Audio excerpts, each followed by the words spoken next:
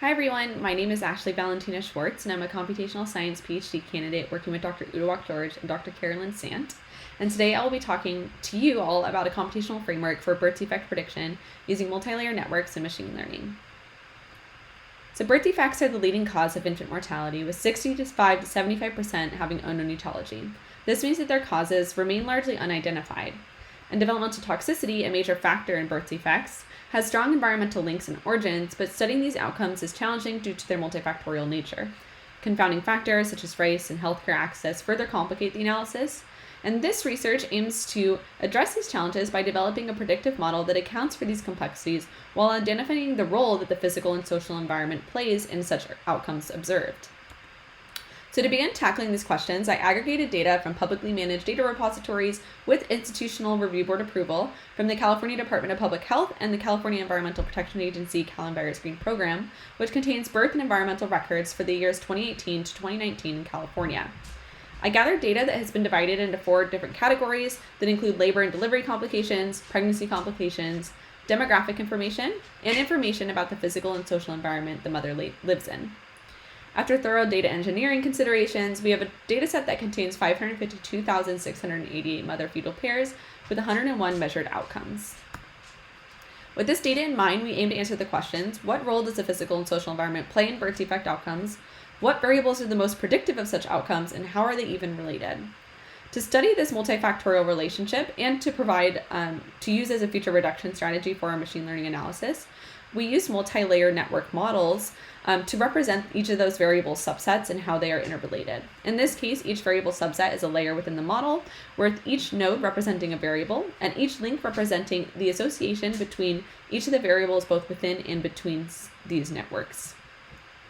We then utilize this to build a well-informed machine learning model. And more specifically, we investigated 3 different feature categories to pinpoint the importance of the multifactorial relationships and environmental features within the model. These 3 feature sets are called all variables, containing all variables within the model, without environment, which excludes any variable related to the physical and social environment, and then top variables, which is developed using this multi-layer network modeling strategy using network topology.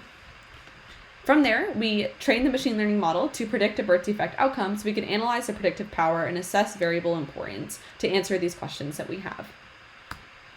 So we found that after thorough hyperparameter tuning and model selection analysis, with XGBoost being the ultimate machine learning model utilized, we achieved strong predictive performance with an AUROC of 0.89. But when we look at the area under the precision recall curve, we see a considerable reduction with that without environment feature set, reducing the AUPR by 50%. And if we take a closer look at the performance metrics, the recall of the model dissipates below 10% without environment feature set. And this is really important because high recall is crucial to minimize false negatives, ensuring that we are able to truly predict the observed birth defect outcomes we are observing. However, in all of this, the top variable set maintained nearly identical performance as the all variables set, reducing feature size by over 50% without sacrificing any predictive power. This makes prediction easier and hones in on the most critical variables. This allows us to do model interpretation using Shapley analysis, and we find that environmental factors contribute to 43% of the model's predictive power.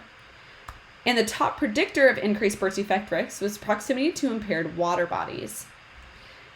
This could be an impaired water body, such as the contaminated Tijuana River here in San Diego. And we can even convert these Shapley values into risk ratio profiles to even get a better look at how the risk increases based on the value of any of the variables within the model, just shown here by these plots, just to show a couple.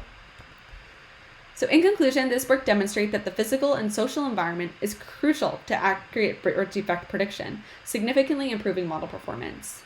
The environmental outcome impaired water bodies was the model increasing birth defect risk, was a variable increasing birth defect risk at the highest rate.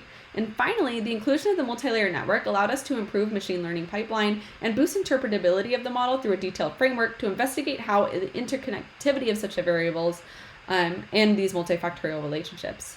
While I did not discuss this in great detail, the power of the multi-layer network and interpretation, I wanted to highlight here that we can use such networks to track the co-occurrence of these environmental variables, such as impaired water bodies, with other environmental variables included within the model. We hope this research contributes to a growing body of work on birth defect outcomes, empowering individuals to understand and mitigate their risks for better health outcomes. Finally, I'd like to acknowledge the funding and support that have made this research possible. I'm happy to discuss any aspect of the methodology and results in more detail, so please feel free to come and talk to me at my poster. Thanks so much.